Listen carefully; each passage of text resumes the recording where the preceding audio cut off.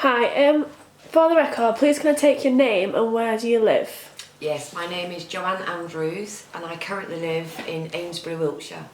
And what was your relation to Darren, and do you have any sisters or any brothers? He was my half brother and I have a full blood sister who lives in Bury. And how well did you know Darren? Not well. I'd only met him once, I believe, when I was younger. I'd not met him since. And why did he decide to contact you? For that reason, I'm not sure, but he did get in contact with me via Facebook in January. And he just Facebook messaged you? Yeah. His email was a bit erratic, a bit troublesome. It was late at night though, and I thought I'll carry this conversation on with him in a few days because I was tired and had to get up for work early. But when I messaged him again, he'd never opened that message. So how did you find out about his death? It was Valentine's Day and my neighbours said the police had been searching for me all day. When they finally did catch up with me, quite late at night, they then informed me that Darren had died. So how did you react, and how did the police contact you? Like, did they phone you or? No, they knocked on the door They late knocked at on night. the door, and what was your reaction? I was shocked, stunned, couldn't comprehend what he'd just said to me. Yeah. And who did you tell when you found out about his death? I phoned my sister straight away and told my sister. And what did you do next? Just walked around in a bit of a daze really. Had a good chat with my sister who lives in Bury.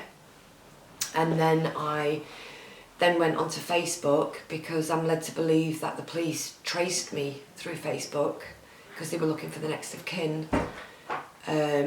Which then I traced a couple of his friends who had recently been on Darren's Facebook page and posted things on his wall. And yeah, I just got chatted to them. And how did you feel at the funeral? I was nervous to start with because it'd be my first meeting in possibly 4 decades that I was going to see my father again. So I was apprehensive.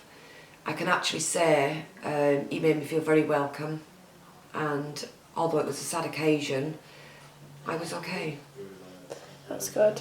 Who wrote the eulogy?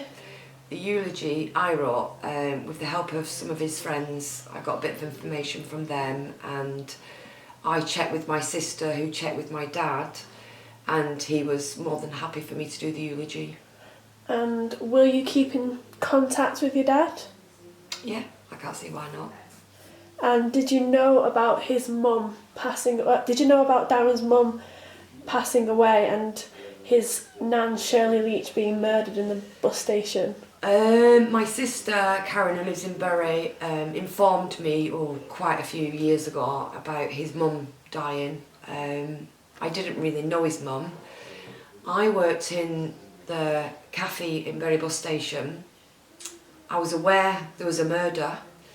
I didn't know who Shirley Leach was at the time. I got pulled in by the police whilst I was on my way to Wiltshire to be fingerprinted. Then several days later, when it came out in the Bury Times, I then realised that Shirley Leach was actually my step-grandma. Oh God, that must have been quite a shock. Just a bit, yeah. Yeah. Well, thank you very much for You're welcome. the interview. Thank you.